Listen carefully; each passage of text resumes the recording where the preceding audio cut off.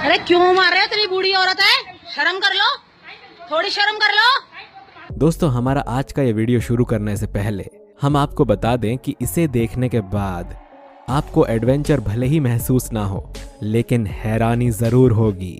क्योंकि जब हम आपको ये बताएंगे कि कैसे बहू ने अपनी सास को 6 सालों तक संदूक में बंद रखा था, तो आपकी आंखें भी छलक जाएंगी और आप भी सोचने पर मजबूर हो जाएंगे कि आखिर हमारा समाज कहां जा रहा है। इस वीडियो में हमारे साथ इसी तरह बने रहिएगा।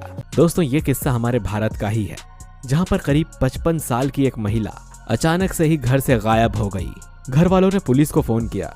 जब पुलिस ने पूरी जांच पड़ताल की तो हर किसी का कहना था कि हमने आखिरी बार उन्हें यहाँ देखा, उन्हें वहां देखा, यानी कि किसी को भी पता नहीं था कि आखिर 55 वर्षीय वो महिला गई तो गई कहां। ऐसा करते करते पूरे 6 साल बीत गए और एक दिन अचानक से उस गायब हुई महिला की बहू किसी काम से अपने मायके गई।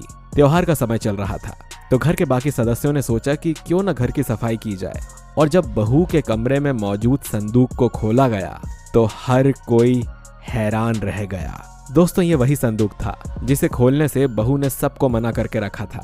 उसकी चाबी भी वो हमेशा अपने पास ही रखती थी, लेकिन उस दिन जल्दी जल्दी में वो चाबी भूल गई और जब लोगों ने उस संदूक को साफ करने के मकसद से उसे खोला तो उसके अंदर कुछ और नहीं बल्कि पिछले 6 सालों से गायब हुई सास की तोड़ मरोड़ कर घुसाई गई लाश मौजूद थी। अब हर कोई ये देखकर हैरान था कि आखिर बहू ने ऐसा क्यों किया।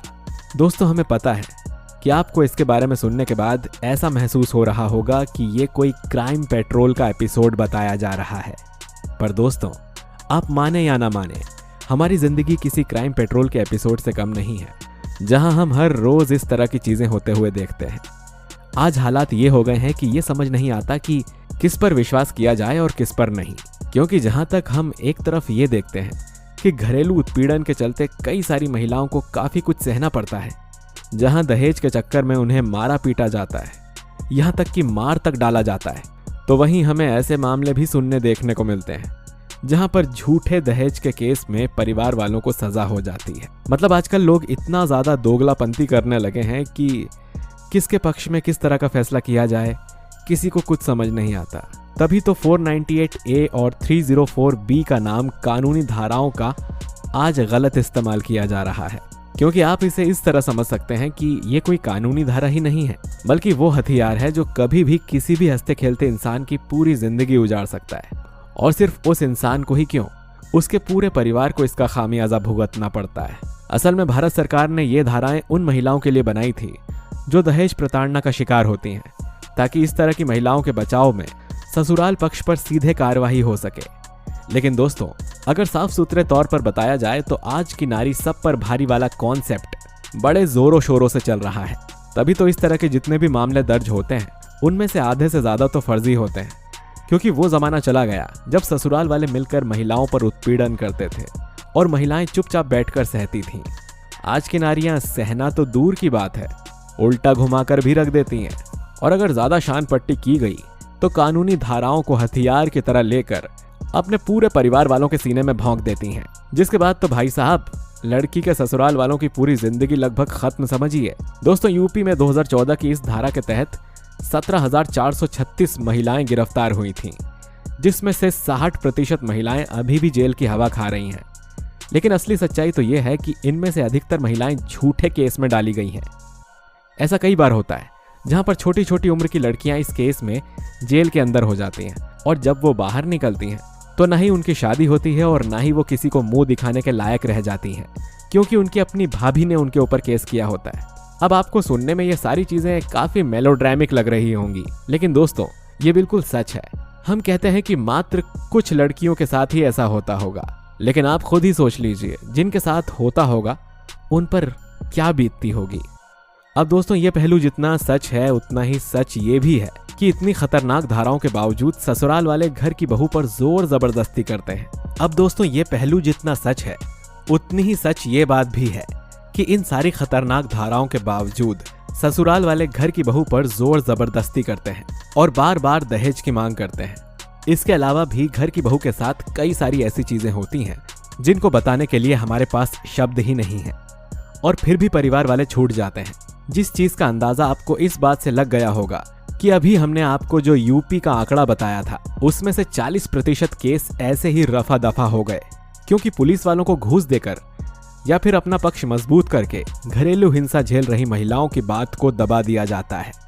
अब आपको ऐसा महसूस हो रहा होगा कि हम आपको कंफ्यूज करने की कोशिश कर रहे हैं, पर दोस्तों हम खुद इस बात को नहीं समझ पा रहे हैं कि इस तरह के हालातों में किया क्या जा सकता है, क्योंकि जहां ऐसे मामले सामने आते हैं तो वहीं ऐसे भी मामले सामने आते हैं जिसमें देश की स्वास्थ्य सेवाओं की पोल खुल जाती है।